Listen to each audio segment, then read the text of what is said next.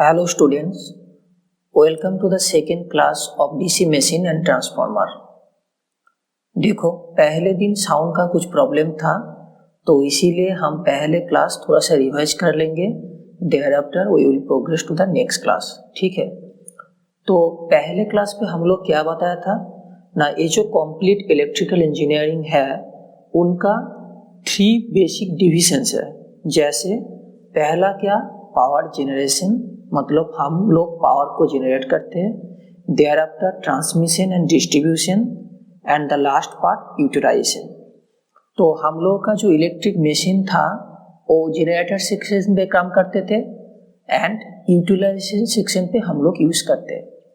तो generator section पे जो मशीन काम करता है उसको हम लोग कहलाता है कि जनरेटर, एंड यूटिलाइजेशन सेक्टर पे हम लोग यूज करते हैं मोटर। ठीक है ना।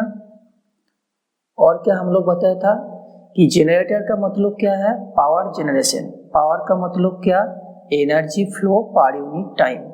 लेकिन energy neither created not destroyed. तो एनर्जी को हम लोग क्या कर सकते हैं, एनर्जी को हम लोग एक फॉर्म से दूसरा फॉर्म पे कन्वर्ट करते हैं। ठीक था ना। तो कोई भी मशीन जैसे यूज्ड जनरेटर और मोटर कोई भी हो तो क्या करते हैं, एनर्जी को एक फॉर्म से दूसरा फॉर्म पे कन्वर्ट करते हैं। जनरेटर क्या करते हैं, अदर फॉर्म ऑफ एनर्जी से कन्वर्ट करते हैं और जनरेट करते हैं इलेक्ट्रिक एनर्जी। एंड मोटर क्या करते हैं, इलेक्ट्रिक एनर्जी को यूज करके दूसरा फॉर्म ऑफ एनर्जी जैसे मैकेनिकल एनर्जी पे कन्वर्ट और ट्रांसफॉर्म करते हैं। तो हम लोग सेकेंड पॉइंट क्या बताया था कि ये जो जनरेशन और कन्वर्शन के लिए मशीन में मैग्नेटिक फील्ड होता है एंड कोई रोटेटिंग पार्ट्स रहता है। लेकिन ट्रांसफार्मर अकेला ऐसा मशीन है जिसमें कुछ रोटेटिंग पार्ट्स नहीं है। सेकेंड, ट्रांसफार्मर में कोई एनर्जी कन्वर्शन और एनर्जी ट्रांसफॉर्मेशन नहीं होता है। तो हम लोग बताए थे क्या कि ट्रांसफार्मर को क्या हम लोग मशीन के साथ जोड़ सकते हैं। Should we consider transformer as an electric machine or not? तो आज हम लोग यही से डिस्कशन स्टार्ट करेंगे। ठीक है। One important thing is that now I am out of station, so हम डिजिटल बोर्ड पे क्लास ले रहे हैं, बाद में हम फिजिकल बोर्ड और स्मार्ट बोर्ड पे क्लास लेंगे एंड क्लास लाइव ही होगा। तो अभी क्लास जब ले रहे हैं ना तो राइट साइड कॉर्नर पे मेरा जो वीडियो दिखेगा उसमें फोकस मत करना, सिर्फ बोर्ड पे फोकस करो।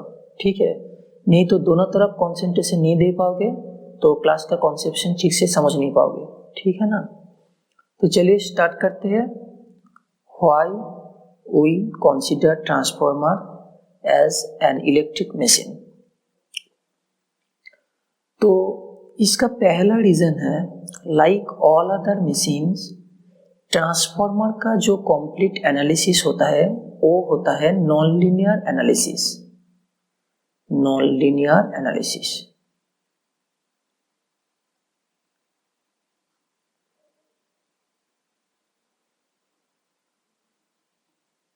अभी क्वेश्चन आया होगा कि नॉन लीनियर एनालिसिस का मतलब क्या है। नॉन लीनियर एनालिसिस का मतलब यही है कि ट्रांसफार्मर को जब हम लोग इक्विवेलेंट सर्किट एलिमेंट पे डिनोट करेंगे, मतलब ट्रांसफार्मर को हम लोग रेजिस्टर, इंडक्टर, ये जो सारा नेटवर्क एलिमेंट होता है ना, इसको यूज करके हम लोग एनालिसिस करेंगे। तो वो जो रेजिस्टर और इंडक्टर होगा वो हर टाइम लीनियर नहीं होगा, वो होगा non linear. What is the difference between a linear and non linear element, देखते हैं। जैसे आप लोग देखिए, रेजिस्टर का सिंबल क्या है, ये होगा एक रेजिस्टर। रेजिस्टर का एक्रॉस पे हम लोग अगर एक पोटेंशियल डिफरेंस और वोल्टेज डिफरेंस क्रिएट करते हैं जैसे डेल्टा वी, तो रेजिस्टर का थ्रू पे एक करंट फ्लो होगा जैसे आई। तो अगर टेम्परेचर एंड मटेरियल कांस्टेंट रहे तो ओहम लॉ के मुताबिक ये जो करंट है, current will be proportional to voltage difference V और डेल्टा V, और current equal to V by R। देखो, ohm's law only applied for ohmic material, ठीक है। कब अप्लाई होगा ना, जो मटेरियल है वो अगर चेंज नहीं होगा, मतलब एक ही मटेरियल हम लेंगे और टेम्परेचर को अगर हम कांस्टेंट रखेंगे, मटेरियल और टेम्परेचर अगर कांस्टेंट रहेगा तो ओहम्स लॉ के मुताबिक रेजिस्टर के अक्रॉस पे अगर कुछ वोल्टेज डिफरेंस हम लोग क्रिएट करेंगे तो रेजिस्टर का थ्रू पे एक करंट फ्लो होगा जिसका वैल्यू होगा I equal to V by R, where R is the value of the resistance. तो ओहम लॉ का दो फॉर्म होता है, जैसे J equal to sigma E and second V equal to IR और I equal to V by R। J का मतलब है current density equal to sigma conductivity into electric field. ये जो फॉर्म है इसको हम लोग यूज करते हैं फील्ड थ्योरी पे, तो अभी मेशिन और नेटवर्क थ्योरी पे जनरली हम लोग यूज करेंगे V इक्वल टू IR। तो अगर रेजिस्टेंस का वैल्यू हम लोग कंसीडर करें से रेजिस्टेंस इक्वल टू 1 ओम, तो इन दैट केस अगर वोल्टेज डिफरेंस होगा 1 वोल्ट तो करंट क्या होगा 1 एम्पियर। ये अगर 2 वोल्ट होगा तो करंट होगा 2 एम्पियर, 3 वोल्ट होगा तो 3 एम्पियर, मतलब current will be changed according to proportional relationship with voltage, मतलब वोल्टेज का प्रोपोर्शनल पे करंट चेंज हो रहा है। तो इस टाइप का जो रिलेशनशिप है उसको हम लोग बोलते हैं कि लीनियर रिलेशनशिप। मतलब अगर ग्राफ पे हम लोग प्लॉट किए, सपोज हम लोग 2 डायमेंशनल एक ग्राफ पे एक बड़ा रिलेशनशिप प्लॉट करने के लिए सोचे, तो सपोज एक्स एक्सिस में हम लोग क्या प्लॉट करते हैं, इंडिपेंडेंट वेरिएबल, मतलब जो होता है कॉज। वाई एक्सिस पे क्या प्लॉट करते हैं, डिपेंडेंट वेरिएबल, मतलब जो होगा इफेक्ट। तो हम लोग यही पे क्या कंसीडर किए ना, वोल्टेज डिफरेंस के लिए करंट फ्लो हो रहा है, मतलब करंट फ्लो होने का कॉज क्या है, वोल्टेज डिफरेंस। तो वोल्टेज डिफरेंस को हम लोग प्लॉट करेंगे along x axis and current को हम लोग प्लॉट करेंगे अलोंग वाई एक्सिस। तो जो इक्वेशन मिला वो equation is similar to y equal to mx where m is the slope. तो ग्राफ होगा ऐसे। तो नेगेटिव पार्ट हम लोग नहीं कंसीडर करेंगे क्योंकि हम लोग पॉजिटिव वोल्टेज और पॉजिटिव करंट को अभी कंसीडर कर रहे हैं। तो देखो इसका जो स्लोप है, स्लोप डिनोट करेगा 1 बाई R, मतलब रेजिस्टेंस का इन्वर्स कंडक्टेंस को डिनोट कर रहा है, और यही से पता चल रहा है कि वोल्टेज के अनुसार as a proportional current change हो रहा है, इसीलिए स्ट्रेट लाइन मिला।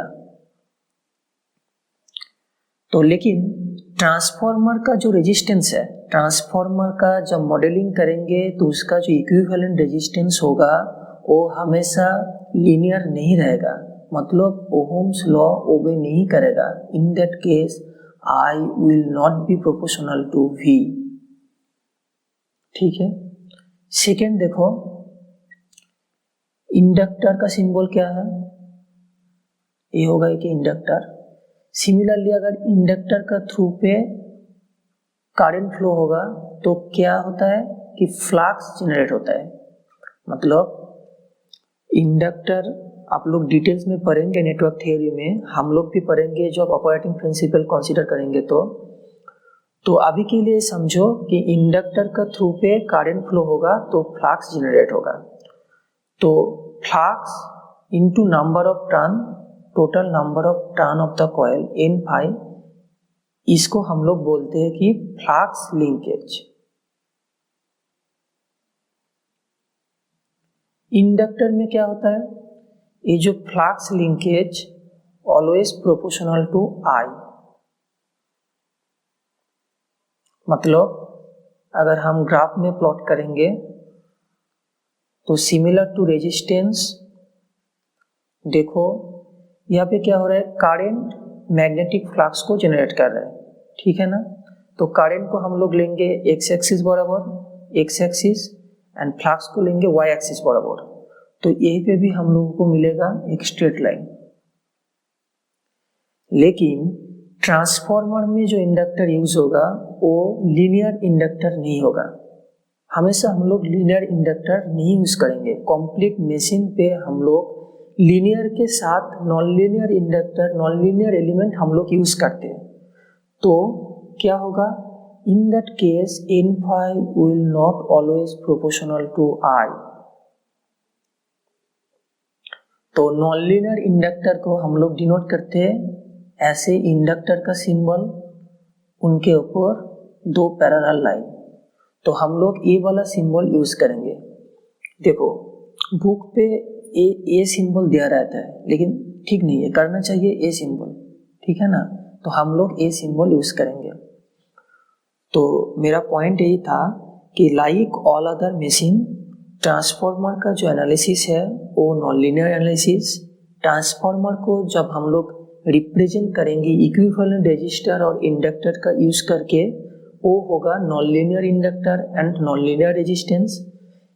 ये होगा ट्रांसफार्मर के साथ मशीन का पहला similarity. Second one is like all other machines, transformer also operates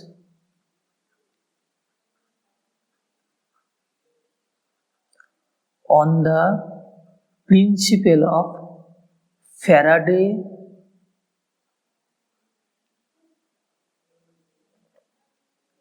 laws of electromagnetic induction।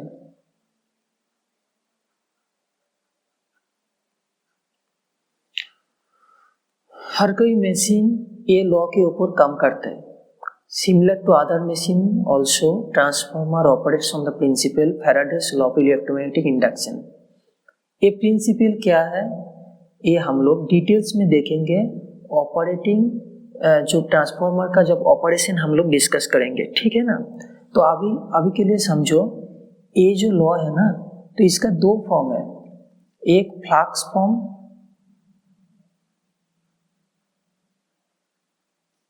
दूसरा करंट फॉर्म।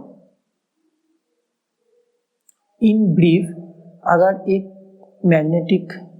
अगर एक कंडक्टर है उसमें करंट फ्लो कर रहा है तो मैग्नेटिक फील्ड जनरेट होगा। मैग्नेटिक फील्ड जनरेट होगा तो मैग्नेटिक फ्लक्स आएगा। ये जो फ्लक्स है, अगर टाइम के रेस्पेक्ट पे फ्लक्स चेंज होगा तो अकॉर्डिंग टू फ्लक्स चेंज हम लोगों को एक इंड्यूस्ड ईएमएफ और वोल्टेज मिलेगा, जिसका वैल्यू है E और V equal to N number of turn into d∅dt। Equation कैसे आ रहा है, इसका जो बेसिक फिजिक्स है, इलेक्ट्रोमैग्नेटिक फील्ड थ्योरी को डिस्कस करके हम मशीन का ऑपरेटिंग प्रिंसिपल पे देखेंगे। अभी हम सिर्फ ये बता रहे हैं कि इसका दो फॉर्म है, एक हो गया ए, दूसरा फॉर्म है LdI/dt।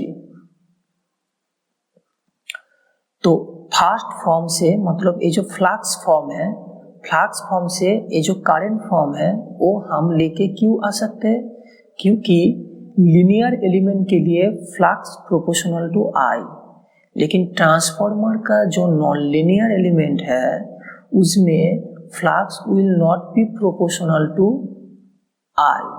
सो हम लोग हमेशा ए फॉर्म यूज करेंगे, नहीं तो करंट फॉर्म। ठीक है, यही तक समझ में आया। तो ये दो रीजन के लिए, पहला रीजन क्या ना, like all other machine transformer analysis is also a non linear analysis. Transformer को हम लोग नॉन लीनियर एलिमेंट यूज करके एनालिसिस करते हैं। सेकेंड वन क्या, like all other machine transformer Faraday's law of electromagnetic induction पे काम करते हैं।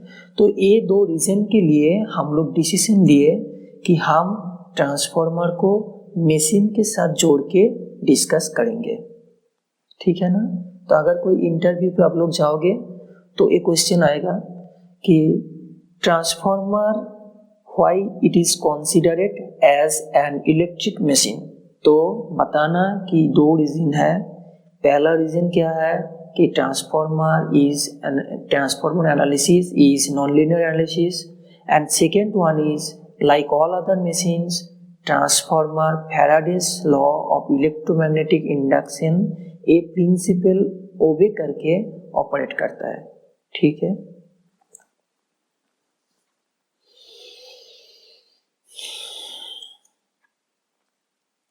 तो अभी तक समझ में आया कि ट्रांसफॉर्मर में कोई एनर्जी कन्वर्शन नहीं होता। तो मतलब क्या, सपोज एक ब्लॉक है, एक ब्लॉक होता है ट्रांसफॉर्मर, इनका दो साइड होता है, input and output. Input side, output side, ठीक है ना। तो इनपुट साइड पे क्या होता है, इलेक्ट्रिकल एनर्जी, आउटपुट में भी क्या मिलता है, इलेक्ट्रिकल एनर्जी। मतलब क्या, transformer there is no energy,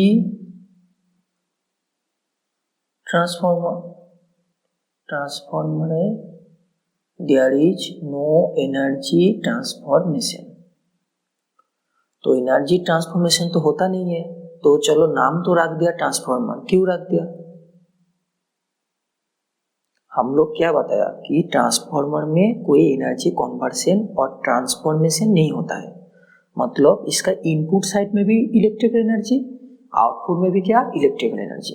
फिर नाम रख दिया ट्रांसफॉर्मर। क्यों, चलिए देखते हैं कि ट्रांसफॉर्मर का नाम हम लोग क्यों ट्रांसफॉर्मर रखे हैं और ट्रांसफॉर्मर एक्चुअली करते क्या है। इसके लिए अभी हम लोग डिस्कस करेंगे ट्रांसफॉर्मर का यूजेस और पर्पस। ठीक है, पहला यूज क्या है, एनर्जी ट्रांसफॉर्म तो करते नहीं है, लेकिन वोल्टेज और करंट को ट्रांसफॉर्म करते हैं। कैसे, देखो, पावर मतलब वोल्टेज इंटू करंट।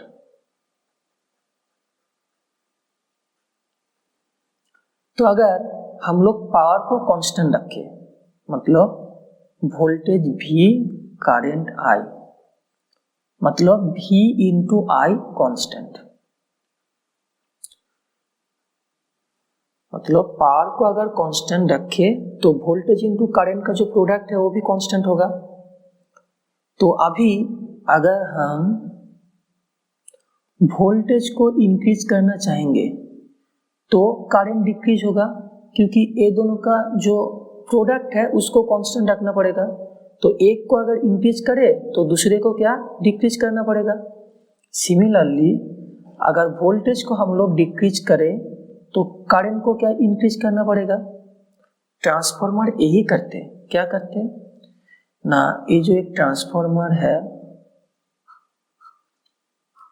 इसका कुछ कंस्ट्रक्शन है, कुछ ऑपरेटिंग प्रिंसिपल के ऊपर काम करके ये क्या करते हैं, इनपुट साइड का जो पावर है और आउटपुट का जो पावर है ये दोनों को कांस्टेंट रखते हैं।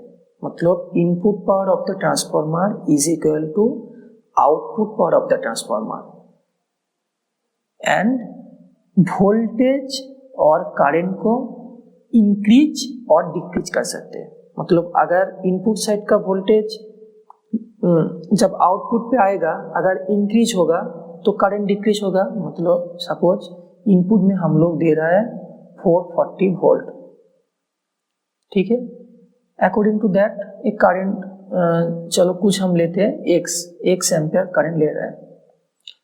तो आउटपुट में अगर वोल्टेज इंक्रीज होगा, मतलब 440 से अगर होगा 700 वोल्ट, तो करंट क्या होगा, 1 से डिक्रीज हो जाएगा। और अगर वोल्टेज डिक्रीज होगा मतलब 230 वोल्ट, तो करंट क्या होगा, इंक्रीज होगा। तो ट्रांसफॉर्मर कैन ट्रांसफॉर्म और इंक्रीज और डिक्रीज वोल्टेज और current by keeping constant power level. तो ट्रांसफार्मर क्या ट्रांसफॉर्म करते हैं? वोल्टेज और करंट लेवल को ट्रांसफॉर्म करते हैं। लेकिन आप लोग बताओगे कि वोल्टेज भी दो टाइप का होता है। फर्स्ट क्लास में हम लोग डिस्कस किए थे एसी एंड डीसी। वोल्टेज और करंट भी दो टाइप का होता है ना, एक एसी और डीसी। तो ट्रांसफार्मर सिर्फ एसी को इंक्रीज और डिक्रीज कर सकते हैं, डीसी को नहीं। बाद में हम लोग देखेंगे कि अगर डीसी अप्लाई करते हैं ट्रांसफार्मर में, अगर डीसी अप्लाई करे तो transformer will act as a short circuit. Short circuit में क्या होता है? करंट इंक्रीज होता है। तो ये भी एक इंटरव्यू का क्वेश्चन है, जो अगर हम लोग ट्रांसफार्मर को डीसी सोर्स के साथ कनेक्ट करते तो क्या होगा। तो बुक पे ये लिखा जाता है कि ट्रांसफार्मर विल बर्न। तो कभी ये मत बोलना ये ट्रांसफार्मर विल बर्न। बोलना क्या कि for DC transformer will operate as a short circuit. तो ट्रांसफार्मर कॉइल का करंट इंक्रीज हो जाएगा। अगर वो बर्न होगा कि नहीं होगा, that depends on what? Winding का कैपेबिलिटीज, एम्बिएंट कंडीशन, कितना हीट जनरेट हो रहा है, वो हीट विथस्टैंड करने के लिए अगर कैपेबिलिटी रहेगा तो बर्न तो नहीं होगा ना। तो क्यों शॉर्ट सर्किट जैसा काम करते हैं वो हम लोग देखेंगे ऑपरेटिंग प्रिंसिपल एक्सप्लेन करने के बाद। अब ये समझो, ये ट्रांसफार्मर सिर्फ एसी वोल्टेज और करंट को इंक्रीज और डिक्रीज कर सकते हैं by keeping constant power level. तो ये जो इंक्रीज करना, इसको हम मशीन का लैंग्वेज पे बोलते हैं कि स्टेप अप, और जो डिक्रीज करना, इसको हम लोग मशीन का लैंग्वेज पे बोलते हैं स्टेप डाउन। तो हम लिखते हैं पहला यूज और पर्पस और the name behind the transformer, reason behind the naming of transformer is that transformer can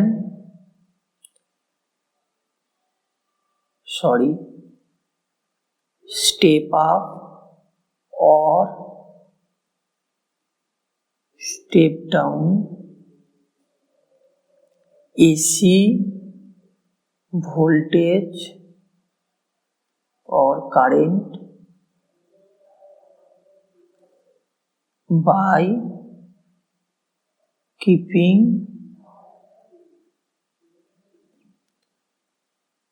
constant power level। ये होगा ट्रांसफार्मर का पहला यूज। सेकेंड हम क्या करते हैं? अभी आप लोगों को समझ में आया transformer will not operate on DC. तो अगर ट्रांसफार्मर का इनपुट साइड पे हम लोग both AC and DC source connect करते हैं, मतलब देखो ये होगा डीसी और उनके साथ एसी, दोनों ही अगर हम ट्रांसफार्मर का इनपुट साइड पे देते हैं तो हम लोगों का आउटपुट पे क्या मिलेगा? सिर्फ और सिर्फ एसी, क्योंकि transformer will not allow DC. मतलब transformer can separate AC from a mixture of AC and DC. AC और डीसी का मिक्सचर से ट्रांसफार्मर एसी को अलग कर सकते हैं। तो ये होगा ट्रांसफार्मर का सेकेंड यूज और purpose. Transformer can separate AC from a mixture of AC plus DC. मतलब इनपुट साइड पे अगर दोनों सोर्स एक साथ पे हम लोग कनेक्ट करें तो आउटपुट में सिर्फ एसी मिलेगा, तो इनपुट का जो डीसी है उसको सेपरेट कर देगा। ठीक है ना? तो इसमें अगर लिखते कि separate AC from a mixture of DC, अच्छा होता शायद। जो भी है कॉन्सेप्ट को समझना होगा। ठीक है, सेकेंड यूज क्या है? सेकेंड यूज नहीं, थर्ड यूज क्या है? सपोज हम लोगों के पास दो नेटवर्क है, network 1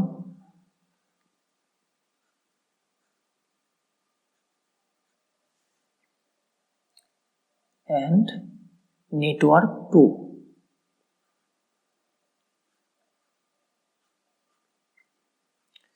due to some reason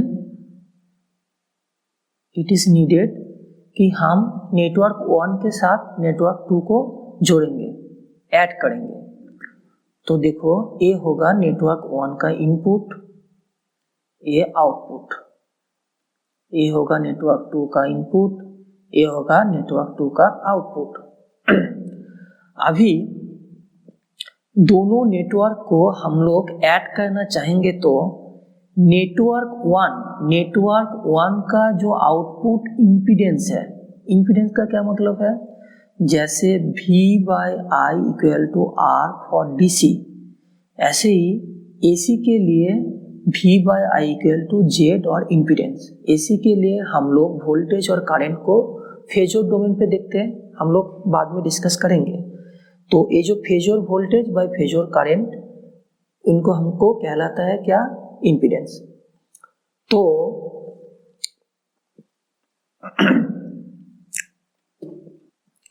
तो जैसे रेजिस्टेंस DC में करंट को अपोज करते हैं, ऐसे ही AC में इम्पीडेंस करंट को अपोज करते हैं।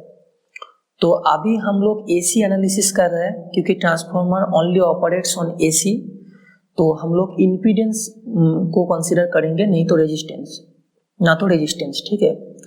तो ये नेटवर्क 1 का जो आउटपुट जो इम्पीडेंस है और नेटवर्क 2 का जो इनपुट इम्पीडेंस है, तो मतलब ये जो आउटपुट इम्पीडेंस है एंड नेटवर्क 2 का जो इनपुट इम्पीडेंस है, ये दो इम्पीडेंस इक्वल होना चाहिए। मतलब हम क्या बताया कि नेटवर्क 1 और 2 को अगर हम किसी रीजन के लिए जोड़ना चाहते हैं तो नेटवर्क 1 का output impedance should be equal to network 2 का इनपुट इम्पीडेंस। तो ये करने के लिए हम लोग ट्रांसफार्मर यूज करते हैं। तो ट्रांसफार्मर का थर्ड यूज क्या है, transformer can be used as impedance matching purpose. दोनों का इम्पीडेंस मैचिंग करते हैं, कैसे हम लोग देखेंगे। इम्पीडेंस मैचिंग पर्पस, समझ में आया, ठीक है ना। आगे बढ़ते हैं, फोर्थ यूज ऑफ ट्रांसफार्मर।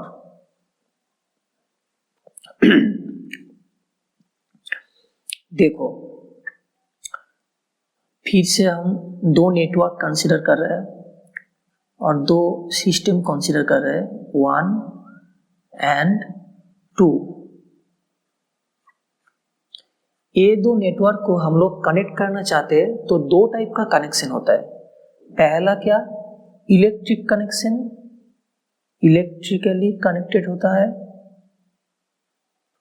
दूसरा क्या, मैग्नेटिकली कनेक्टेड होता है, magnetic.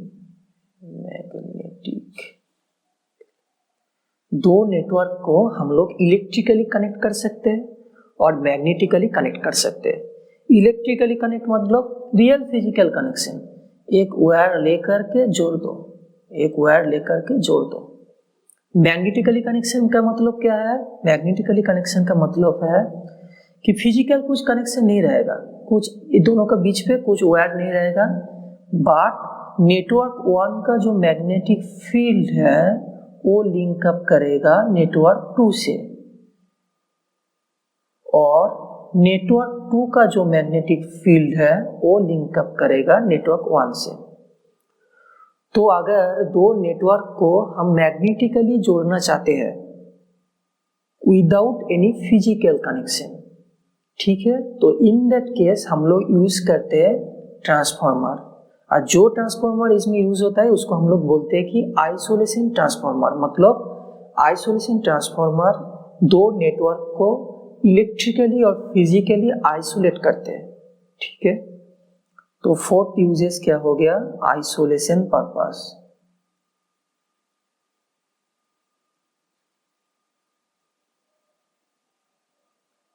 Last and final use, fifth को क्या ना, transformer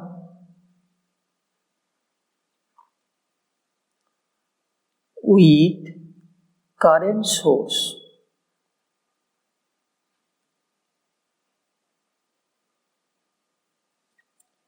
can be used as a high pass filter HPA। देखो अभी आप लोग करंट और वोल्टेज सोर्स के जो डिफरेंस है वो आप लोग नहीं जानते हो, और हाई पास फिल्टर के बारे में भी कुछ नहीं जानते हो। तो हम लोग ये जो फिफ्थ यूज है उसको लास्ट में डिस्कस करेंगे। रजनी सर थोड़ा सा नेटवर्क का जो सोर्स और जो फिल्टर के बारे में थोड़ा सा डिस्कस करने के बाद हम लोग डिस्कस करेंगे ये जो फिफ्थ यूज ऑफ ट्रांसफार्मर, मतलब करंट सोर्स के साथ अगर ट्रांसफार्मर कनेक्ट किया जाए तो transformer can be used as a high pass filter. ठीक है, तो अगर एग्जाम में क्वेश्चन आएगा और कोई पूछेगा कि ट्रांसफार्मर का नेम ट्रांसफार्मर क्यों, क्योंकि ट्रांसफार्मर कैन ट्रांसफॉर्म वोल्टेज और करंट लेवल, एसी वोल्टेज और current level by keeping power constant. Transformer के यूजेस क्या है, क्यों हम लोग ट्रांसफार्मर यूज करते हैं? पहला पॉइंट क्या हो गया ना, ट्रांसफॉर्म एसी वोल्टेज और करंट लेवल, मतलब स्टेप अप और स्टेप डाउन वाला जो भी है। सेकेंड पॉइंट क्या, सेकेंड पॉइंट है कि transformer can separate AC and DC. Transformer AC और डीसी का मिक्सचर से डीसी को सेपरेट कर सकते हैं। ठीक है ना। थर्ड पॉइंट क्या हुआ, transformer can be used as impedance matching purpose. Impedance matching करने के लिए, दो नेटवर्क का इम्पीडेंस मैचिंग करने के लिए ट्रांसफार्मर को यूज किया जा सकता है। फोर्थ पॉइंट क्या हुआ, फोर्थ पॉइंट हुआ कि transformer can isolate one network from the another. Isolation purpose पे हम लोग यूज करते हैं। फिफ्थ पॉइंट क्या हुआ ना, transformer with current source can be used as a high pass filter. ठीक है, तो देखिए आप लोगों का जो सिलेबस है उनमें 3 टाइप का ट्रांसफार्मर है। पहला क्या, सिंगल फेज, हम लोग सिंबल से ऐसे डिनोट करते। Second one 3 phase and third one special purpose transformer. इनका 4 कैटेगरी है और 4 टाइप है। Isolation transformer, potential transformer, current transformer and welding transformer. तो इनमें से सबसे ज़्यादा इम्पोर्टेंट है कि ट्रांसफार्मर का जो बेसिक है वो हम लोग समझेंगे सिंगल फेज ट्रांसफार्मर में। 3 फेज ट्रांसफार्मर सिर्फ थोड़ा सा एक्सटेंडेड पोर्शंस है, तो हम लोग स्टार्ट करेंगे सिंगल फेज ट्रांसफार्मर से।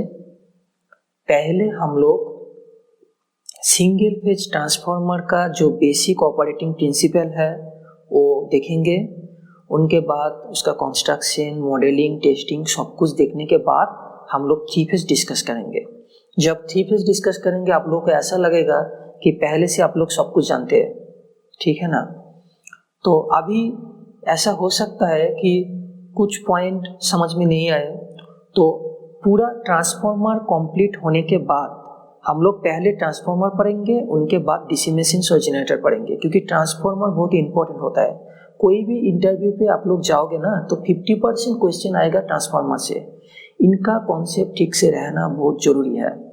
सेकेंडली हम लोग कॉन्सेप्शन बिल्डअप के टाइम पे सब कुछ 2 डायमेंशनल पे सीखेंगे, लास्ट में जो ओरिजिनल कंस्ट्रक्शन है वो होगा 3 डायमेंशनल। तो लास्ट में हम लोग लिंक अप करेंगे। तो अगर कॉन्सेप्शन ठीक नहीं रहेगा तो मेमोराइज करना पड़ेगा, फिर इंटरव्यू क्लियर नहीं होगा, कोई भी कॉम्पिटिटिव एग्जाम पे जो क्वेश्चन आएगा वो भी सॉल्व नहीं होगा। तो so be with me, I will explain everything in detail, ठीक है। तो नेक्स्ट क्लास से हम लोग स्टार्ट करेंगे operating principle of single phase transformer, ठीक है ना? ठीक है, थैंक यू वेरी मच। अगर कुछ दिक्कत होगा तो ज़रूर बताइएगा SMS करके, और रजनीश सर को YouTube चैनल में भी आप लोग कमेंट कर सकते हैं। Thank you, all the best.